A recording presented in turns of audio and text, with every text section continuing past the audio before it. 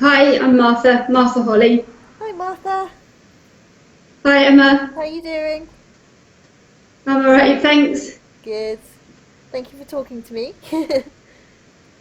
Thanks for talking to me. Anytime. Can you tell me a little bit about your diagnosis, please, if that's okay? Yes, I was diagnosed about a year and a half ago. It took a long time in coming. Went through various different options, such as the dopa responsive dystonia that you said you'd heard of Yeah. recently.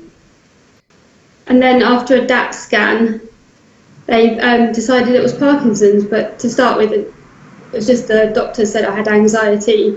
Oh, They really? couldn't really get anything wrong. And then eventually, after about 4 years of sort of random symptoms, I came up with the diagnosis of Parkinson's. That's the weird thing with Parkinson's, is it almost becomes a sort of, well, it's not other things we can test for, so it must be Parkinson's in a lot of cases. So, as far as I'm aware, the way it seems to work is that dopa responsive dystonia is responsive to dopamine, and then basically, if it carries on getting worse, then they tend to think it's Parkinson's. Is that right? I think that's what, yeah, they said if it doesn't get any worse than this, then yeah, it's not Parkinson's. And then it carried on getting worse. So I thought, oh, we better take another look. And they did a DAT scan.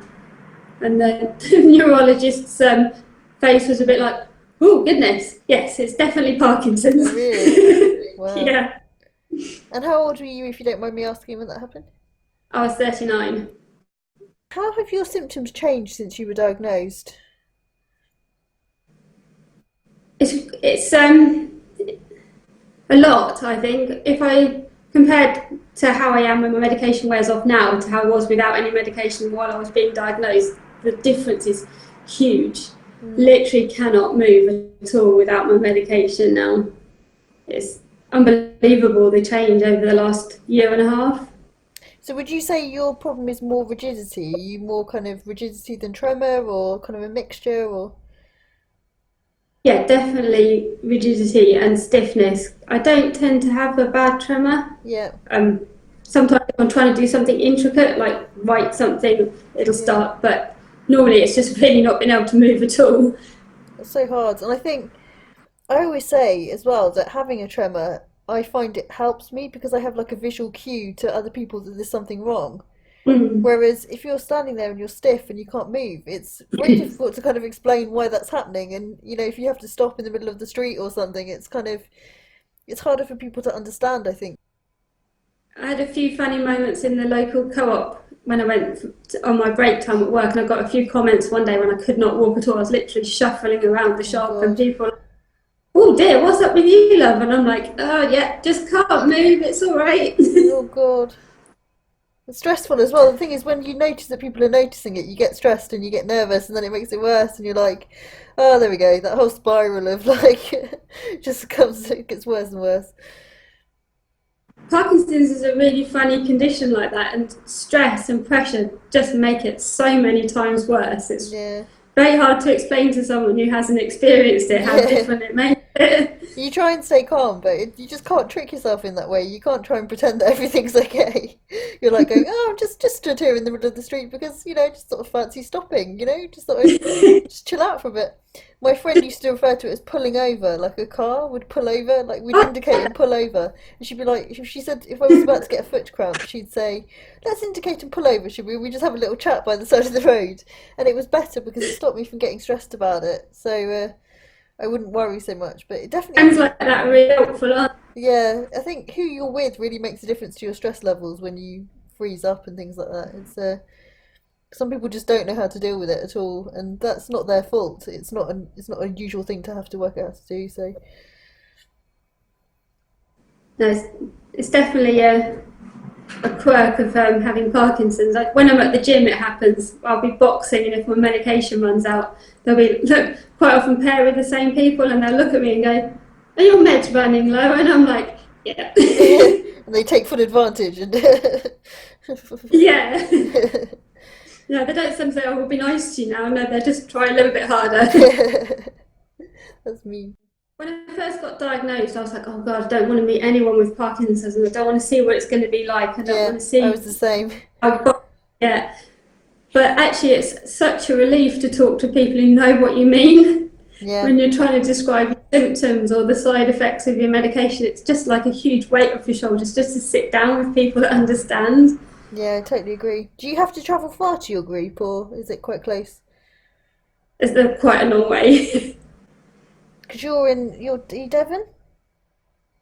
Yeah, I'm in South Devon, so there's one at Tap House in Cornwall, which is led by the loveliest people I've met so far, Oh, and then a really sporty group up in Tavistock, which are into everything. yeah, that's amazing. I mean, I definitely did the same. I was diagnosed, and I just thought I don't want to spend time with people just because they have Parkinson's, and I very much Mm, kind of stayed away from them. But I kind of found them naturally through kind of online ways in the end, because I guess that's the way I communicate better.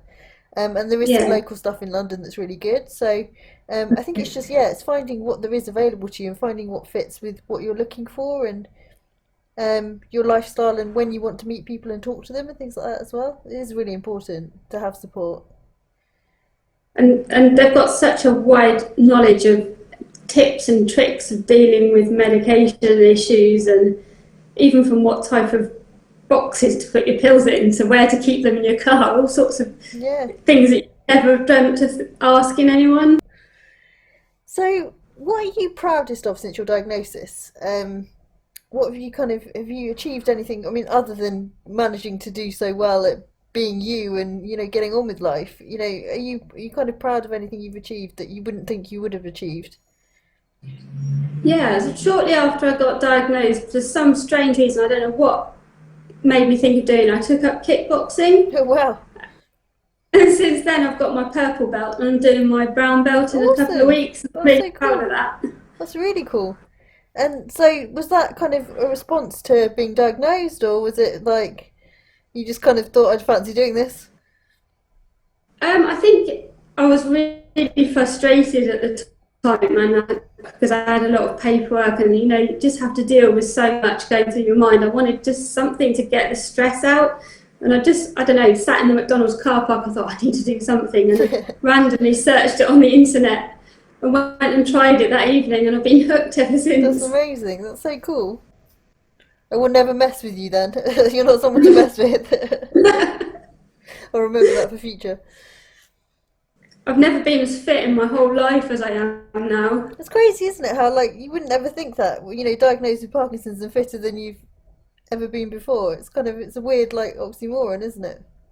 It is. I mean, the muscles on my arms, I've had to completely change my wardrobe because nothing fits around my arms anymore. That's hilarious. That's brilliant.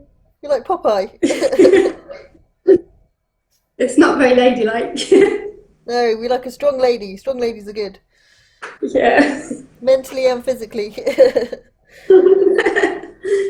Have you noticed sort of any changes in yourself since diagnosis that you weren't expecting, sort of in your personality or anything like that, or kind of in? Are you surprised at all at how you've dealt with it? Because it's not something you ever think you'd have to deal with. It's not the sort of thing you could ever prepare for dealing with either, I don't think. And yeah, I'm really surprised myself. My whole life, because I'm dyslexic, my whole life I've hated filling forms in and doing paperwork. And when I got faced with my diagnosis, I had so much paperwork to do that I discovered a whole new side of myself that can actually get down and do these things. Yeah, I never dreamt that, and it was quite amazing actually. It was a real positive change, to be honest. that's really cool. It's really nice that it kind of forces you into a situation where you have to do things a little bit, and you kind of know what kind of person you are. It tests you a little bit, I think. Definitely brought out the best in me. I think all these things I used to sort of, if I had a form to fill in, even if it was right straightforward, when I'd be running around trying to find people to help me, and I had so much to do, I didn't have any choice. I had to sit down and learn how to do it. You became a bit of a form expert. Yeah. Someone's got to be a form expert. I quite like list making. That's kind of something that's. I've always been a bit of a list maker, but since I was Yeah. diagnosed, I have to kind of really make lists now because I forget so much. I feel like I do too much and I Um, forget so much that it's just. I have to write everything down and try and keep everything organised. So I am a mega list person. I've even got a yay, book just for lists. love a list, and it means you get to Yeah, buy cool notebooks as well and cool pens. there are amazing notebooks around at the moment. We just nerd out about notebooks for 20 minutes. Show and tell. I'm a stationery addict. Oh, I'm a stationery addict as well. I've got this new pen. It's got like a gold outside and Ooh. it's beautiful. I love it. Oh wow, you have to show me that. I will. I don't know what I've done with it. I had it in my hand, but I've lost it. Maybe I've not dropped it somewhere. Um, Final question for you. Um, what advice would you give to a newly diagnosed person? What have you learnt over your time with Parkinson's so far that you feel like you would want to pass on? Exercise, Exercise. definitely. Yeah, it's the best medication out there. I feel so good after a real high intensity workout at the gym, and I'm amazed at how many people with Parkinson's I've spoken to that say the same thing. Yeah. And I've never been a very good person at exercise, pre-Parkinson's or during, and I'm definitely my neck is definitely the excuse that I need to not do exercise. But as soon as I get this fixed, I will be back on the case of trying Yeah. to get myself doing something because I can see the benefits in people. Having done these interviews, I'm talking to people and I'm understanding how much it's changing people's lives and helping them. So It's really good that something quite straightforward like exercise can have such an amazing result on my symptoms. I yeah, don't have to do anything complicated, literally just have to hammer press ups or something out at the gym, and I feel like I've taken 10 times more medication. it's really cool. Yeah, because I mean, it's not got any. The medication has side effects, whereas exercise doesn't. So it's kind of a nice version of the medication, isn't it? Really. It's good that something that straightforward has a great impact on it, yeah, because it affects all of my other parts of my life as well. It's kind of the opposite to the side effects of the like the Parkinson's drug.